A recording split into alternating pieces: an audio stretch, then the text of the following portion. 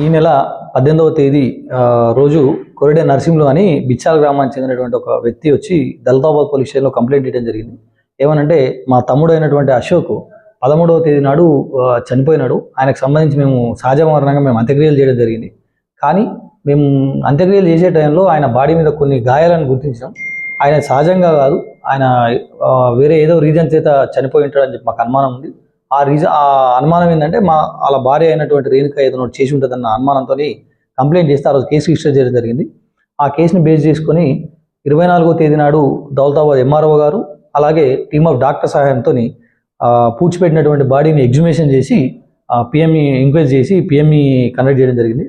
Further technical data analysis చేసి ఎవరైతే అనుమానాస్పదంగా ఉన్నారో వాళ్ళని తీసుకొచ్చి ఇంటరాగేట్ చేస్తే తెలిసింది ఏంటంటే, ఎవరైతే చనిపోయిన వ్యక్తి యొక్క భార్య అయిన అశోక్ భార్య అయినటువంటి రేణుక, ఆమెకు ఒక 15 సంవత్సరాల కింద మ్యారేజ్ అయ్యింది. 2 పిల్లలు కూడా ఉన్నారు. 2 పిల్లలు కూడా ఒక 8th క్లాస్ ఒక 6th క్లాస్ 6 years పిల్లలు ఉన్నారు. అయితే అతను చాలా కాలం హైదరాబాద్లోనే పాప్కార్న్ కానీ అది అమ్ముకుంటూ అక్కడే జీవిస్తున్నాడు.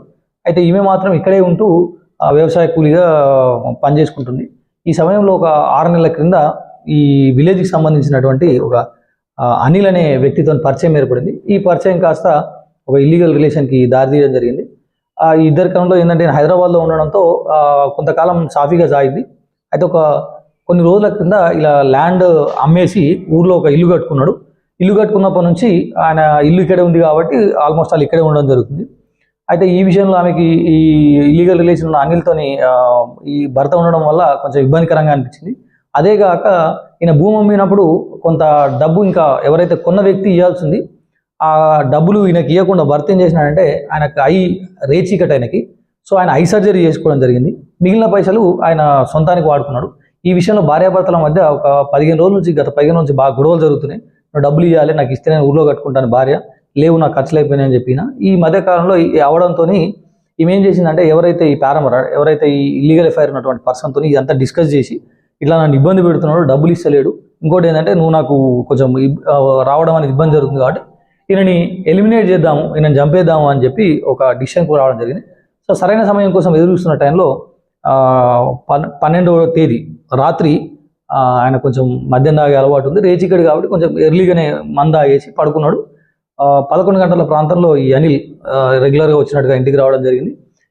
ఈ టైమే అనువైన టైం అని చెప్పి ఇద్దరు డిసైడ్ అయిపోయి చంపేద్దామంటే ఎట్లా చంపుదామంటే ఇంకేముంది, గొంతులు చంపేసి అయిపోతుంది, నువ్వు చేతులు పట్టుకో నేను గొంతు ముసుకుతా అని చెప్పేసి ఈ రేణు కారణంతో ఈ అనిల్ పడుకున్న అతన్ని వెనకకు 2 చేతుల్ని గట్టిగా పట్టుకొని కూర్చున్నాడు. ఈమె 2 చేతులతో గొంతు నొక్కడం జరిగింది. ఒక 5 minutesలో అట్లా ఆయన చనిపోవడం జరిగింది. చనిపోయిన నిర్ధారించుకున్న తర్వాత అనిల్ యథావిధిగా ఇంట్లోంచి వెళ్ళిపోయాడు. ఈమె నాకేం తెలియనట్టుగా పక్క రూమ్లో పడుకొని మార్నింగ్ లేచి పక్కన వాళ్ళకి చెప్పింది, ఇట్లా నైట్ పడుకున్నాడు చనిపోయింది అని చెప్పేసి. ఇది సహజ మరణంగా చిత్రీకరించే ప్రయత్నం చేసింది. కానీ ఆ రప్చర్లో ఈ థ్రాట్లింగ్ చేసే టైంలో అక్కడిక్కడ దెబ్బలు తాకడం వల్ల ఈ రప్చర్స్ని వాళ్ళు గమనించి ఇదంతా చేయడం జరిగింది.